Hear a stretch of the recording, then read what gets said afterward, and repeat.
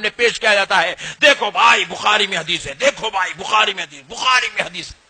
انہیں حوالہ بخاری بولے تو نے سمجھا اوپر سے اتری سو کتاب ہے، سمجھ رہا۔ اب سمجھ کے انہوں نے بولا انہوں بول دیا بخاری میں بھائی قبول، خلاص۔ نہ وہ حدیث کا مطلب معلوم ہے، نہ مفہوم معلوم ہے، نہ وہ حدیث کی حقیقت معلوم ہے۔ حضرت عائشہ نے وہ بیان کیا تو کیوں کیا، انہوں کیا بولنا چاہتی ہے، کون سی نماز کی طرف ان کا اشارہ ہے، معلوم ہی نہیں ہے۔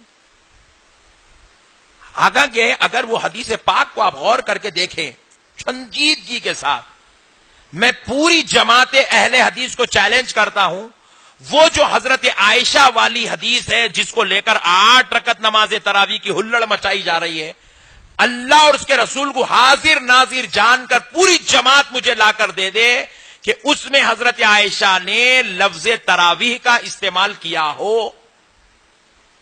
بتا دے مجھے کیا اس کے اندر حضرت عائشہ نے لفظ تراویح کا استعمال کیا ہے؟ اس کے اندر تراویح لفظ کا استعمال ہی اس حدیث میں نہیں ہوا۔ انہیں توڑ کے متوڑ کے اس کو تراویح کے اوپر فٹ کر رہا۔ وہ تراویح کے اوپر وہ حدیث ہے ہی نہیں، وہ حدیث ہے رسول اللہ صلی اللہ علیہ وسلم کی تہجد کی نماز کے تعلق سے۔ کس کے تعلق سے ہے؟ ذرا زور سے بولیں، ذرا زور سے بولیں۔ تہجد والی کیفیت کو حضرت عائشہ نے بیان کیا، اب انہیں پکڑ لیا، اس کو لے کے تراویح پہ فٹ کرتا، جبکہ وہ حدیث کے اندر لفظ تراویح حضرت عائشہ نے استعمال ہی نہیں کیا۔ اب میں آپ کو ایک بات بتاتا ہوں، جتنی حدیثیں یہ لوگ لے کر آتے ہیں 8 رکعت والی، جتنی حدیثیں آپ کے سامنے لے کر آتے ہیں، آپ غور کر کے دیکھیں۔ فار ایگزامپل اگر یہ آپ کے سامنے 25 حدیث لاتے ہیں، لا تو نہیں سکتا، مثال دے رہا ہوں سمجھانے کے لیے، اگر یہ 25 حدیث بھی اگر آپ کے سامنے لا لے، 8 رکعت تراویح، 8 رکعت تراویح، 8 رکعت جہاں کہیں بھی حدیث میں لکھا ہوا ہے، آپ دیکھ لیں وہاں پر تراویح کا لفظ حدیث میں نہیں آیا ہے۔ وہاں پر تراویح کا لفظ حدیث میں، وہاں پر قیام اللیل ہے۔ کیا ہے؟ ذرا زور سے بولیں۔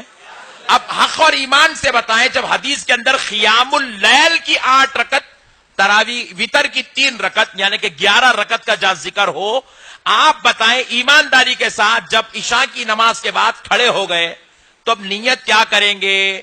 نیت کرتا ہوں میں 2 رکعت سنت نماز تراویح کی۔ کیا نیت کریں گے؟ تراویح کی۔ لیکن جب 8 رکعت والی حدیث پر اگر عمل کر رہے ہیں تو اس میں تو لفظ تراویح نہیں ہے، اس میں تو قیام اللیل ہے۔ تو قیام اللیل کی حدیث لے کے تراویح کی نیت کیسا کرتا بھائی؟ کر سکتا؟ ذرا زور سے بولے۔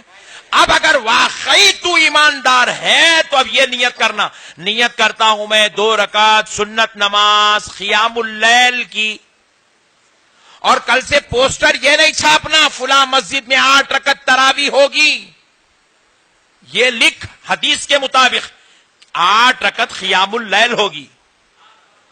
کیا ہوگی؟ تراویح اگر بولتے ہیں تو خدا کی قسم 8 رکعت بول ہی نہیں سکتے، 8 رکعت بولنا ہے تو قیام اللیل بولنا پڑے گا۔ کیا بولنا پڑے گا؟ قیام اللیل بولنا پڑے گا۔ کتنی شرارت ہے، کتنی جہالت ہے، لکھتا ہے پوسٹر پہ 8 رکعت نماز تراویح، اور رکعت باندھ رہا ہے، نیت کرتا ہوں 2 رکعت سنت نماز تراویح کی، اور پھر حدیث لے کے آ رہا ہے دلیل میں قیام اللیل کی۔ کتنی شرارت ہو رہی ہے آپ بتائیں۔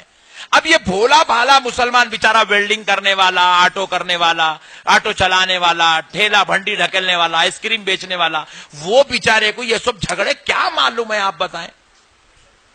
وہ بیچارہ تو زندگی میں کبھی بخاری کھول کے نہیں دیکھا، پوری زندگی میں کبھی نے حدیث امام نسائی کی کوئی حدیث اگر اس کو سنا کے پوچھے امام نسائی کون ہے، 3 وقت غسل تو کر لیں گا مگر امام نسائی کا نام نہیں بول سکیں گا انہیں۔ ویسے کو پکڑ کر امام نسائی نے کہا، امام بخاری نے کہا، امام مسلم نے کہا، او کون سی چڑیا آ گئی میرے گھر میں، سمجھ رہا انہیں، اس کو دم بھی نہیں معلوم ہے امام بخاری اور بخاری شریف کی۔ افسوس کی بات ہے دوستو، آج امت مسلمہ کو اس طریقے سے بہکا بہکا کر بالخصوص بھولے بھالے نوجوانوں کو برباد کیا جا رہا ہے۔ نوجوانوں، تم سے تمہارا بھائی گزارش کرتا ہے، اللہ کے واسطے یہ ظالموں کے شر میں آ کر اپنی آخرت کو برباد مت کرو، رسول اللہ سے اپنا تعلق مت توڑو۔ اب میں آپ کو اور ایک مسئلہ سمجھاتا ہوں، دیکھیے گا، آپ روزانہ دن میں جو فرض اور وتر ادا کرتے ہیں، روزانہ دن میں فجر کی کتنی فرض رکعت ہے؟ ذرا زور سے بولیں۔ ویری گڈ، 2 رکعت ہیں فجر کی فرض، 2 ہو گئے۔ اور ظہر کی کتنی ہے؟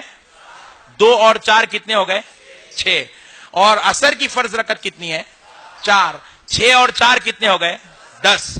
پھر مغرب کی فرض رکعت کتنی ہے؟ 3۔ 10 اور 3 13۔ اور عشاء کی فرض کتنی ہے؟ 4۔ 13 اور 4 17۔ 17 اور وتر کتنی ہے؟ 3۔ 17 اور 3 یہ فرض و واجب ملا کر ہوئے 20 رکعت۔ اسی لیے اللہ نے چاہا جب میرے فرض 20 ہیں تو میرے مصطفیٰ کی سنت بھی 20 رکعت ہو جائے۔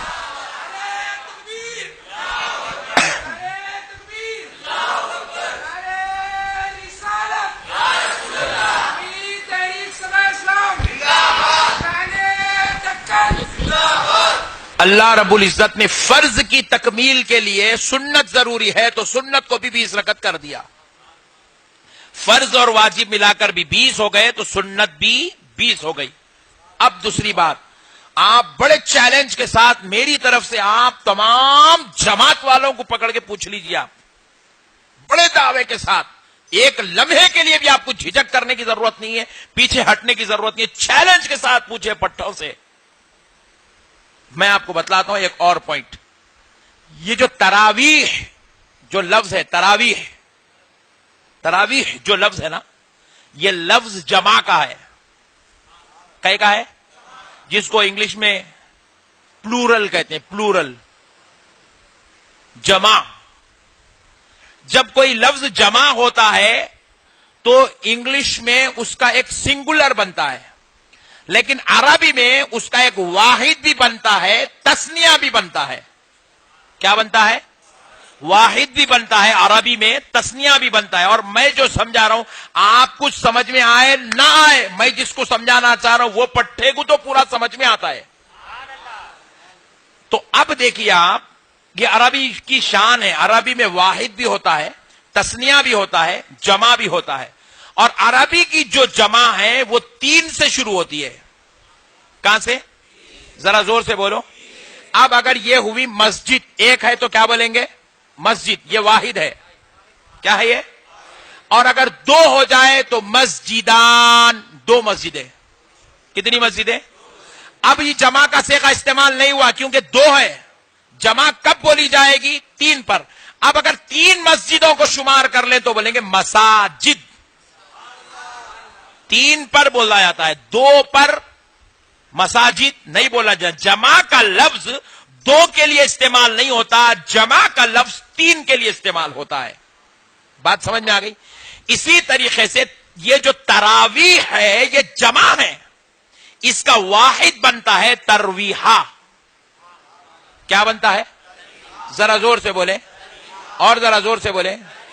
ترویحہ کا مطلب ہے 4 رکعت پڑھنے کے بعد کچھ دیر ریسٹ کر لینا، سکون سے بیٹھ جانا۔ اس لیے ہماری مسجدوں میں دیکھو 4 رکعت ہوتے کہ مؤذن صاحب پانی لے کے پیتے نہیں، 4 رکعت ہوتے کہ ذرا امام صاحب بھی قرآن شریف کھول کے دیکھ لیتے۔ 4 رکعت ہونے کے بعد ایک صاحب ذرا جا کے یوں ٹہل کے آتے، ایک صاحب ٹیکا لے کے بیٹھے آتے، ایک صاحب۔ مگر جو اللہ کے پیارے پیارے بندے ہیں اللہ کیا کرتے؟ سبحان ذی الملک والملکوت، سبحان ذی العزت والعظمت والہیبت والقدرت والکبریاء۔ کس کے نام آئے؟ کس کی تعریف ہے یہ؟ کس کی بڑائی ہے؟ ساری کائنات کے پیدا کرنے والے رب کی بڑائی بیان ہو رہی ہے۔ خالی بیٹھ کے ادھر کے ادھر کے بات نہ، کہیں کو ادھر ادھر کی مینٹالٹی، کہیں کو بابا بیٹھے نا، اللہ کا ذکر کرو۔ سبحان ذی الملک والملکوت کون ہے؟ اللہ ہے۔ سبحان ذی العزت والعظمت والہیبت والقدرت والکبریاء، کس کی تعریف ہے؟ تمام کائنات کے پیدا کرنے والے رب کی تعریف ہو رہی ہے۔ سبحان ذی الملک والملکوت، سبحان ذی العزت والعظمت والہیبت والقدرت والکبریاء، ذو الجلال والجمال والکمال والجبروت۔ کس کی تعریف ہو رہی ہے؟ اللہ کی تعریف ہو رہی ہے۔ اللہ کی تعریف ہو رہی ہے، اللہ کی تعریف ہو رہی ہے. میرے پیارے بزرگوں اور دوستوں، یہ ہے 4 رکعت پڑھنے کے بعد یہ جو تسبیح پڑھی جاتی ہے، یہ جو ریسٹ لے رہے ہیں، اس ریسٹ کا نام ترویحہ ہے. اس آرام والی بیٹھک کا نام ترویحہ ہے. تراویح نماز کا نام نہیں ہے، بیٹھک کا نام ہے. ذرا زور سے بولے. جلسہ، جلسہ بولتے نہیں، جلسہ کیا ہو رہا مسجد میں اب؟ جلسہ. جلسہ مسجد کا نام نہیں ہے، جلسہ نماز کا نام نہیں ہے، جلسہ بیان کا نام نہیں ہے، جلسہ قرآن حدیث کا نام نہیں ہے، جلسہ بیٹھنے کا نام ہے. سب مل کے ایک جگہ بیٹھنے کو بولتے جلسہ. سب مل کے 4 رکعت پڑھنے کے بعد کچھ دیر بیٹھنے کو بولتے ہیں ترویحہ. کیا بولتے ہیں؟ کیا بولتے ہیں؟ Very good. جب اتنا سمجھ گئے تو تھوڑا اور آگے چلتا ہوں. 4 رکعت کے بعد ایک بیٹھک ہوئی، ہو گئی، ترویحہ بن گیا. اب 8 رکعت پڑھ لیے، دوسری بیٹھک بیٹھے تو ہو گیا ترویحان. تسنیہ. 8 رکعت کے بعد جو بیٹھک ہوئی تو اس کو بولتے ہیں ترویحان. اب آپ ایمانداری سے بولو، حق اور ایمان سے بولو، اللہ رسول کو حاضر ناظر جان کے بولو. اگر کوئی 8 رکعت پڑھتا، 2 بیٹھک بیٹھتا اور تراویح بولتا تو اس سے بڑا جاہل دنیا میں کوئی بھی نہیں ہے. اس سے بڑا مینٹلی ریٹائرڈ دنیا کے اندر کوئی بھی نہیں ہے. ترویحہ ایک بیٹھک، ترویحان دوسری بیٹھک 8 رکعت کے بعد. اب تراویح کا لفظ کہاں سے شروع ہوتا؟ 12 رکعت پڑھنے کے بعد جو آپ تیسری بیٹھک بیٹھے، اب بنی تراویح. اب بنی تراویح. کم سے کم تراویح بول کے نیت کرنے کے واسطے 12 رکعت ہونا. 12 رکعت بغیر پڑھے کہ انہیں 8 رکعت پڑھنے والا تراویح بول رہا. خدا کی قسم علمی دنیا میں اس سے بڑا جاہل اور اس سے بڑا کمزور علم والا کوئی بھی نہیں ہے. لفظی سوٹ نہیں ہوتا بھائی. دیوان خانے میں جماعت بنا لیے تو دیوان خانے کو مسجد بولتے کیا؟ ذرا بولو نا جی. ارے کہاں گیا تھا میں؟ بولے تو مسجد میں بیٹھا تھا. ہاں ارے تیرا دیوان خانہ ہے، مسجد کب سے بنا؟ نہیں یہاں جماعت بنا کے نماز پڑھتا ہوں میں. ارے دیوانے، جماعت بنانے کی وجہ سے مسجد، دیوان خانہ مسجد. جماعت بنانے کی وجہ سے دیوان خانہ مسجد نہیں ہوتا. 8 رکعت پڑھنے کی وجہ سے کوئی تراویح نہیں ہوتی. جس طرح دیوان خانے کو مسجد بولنے والے کو پاگل بولا جائے گا، 8 رکعت پڑھ کے تراویح بولنے والے کو بھی مینٹلی ریٹائرڈ بولا جائے گا. بات سمجھ میں آئی؟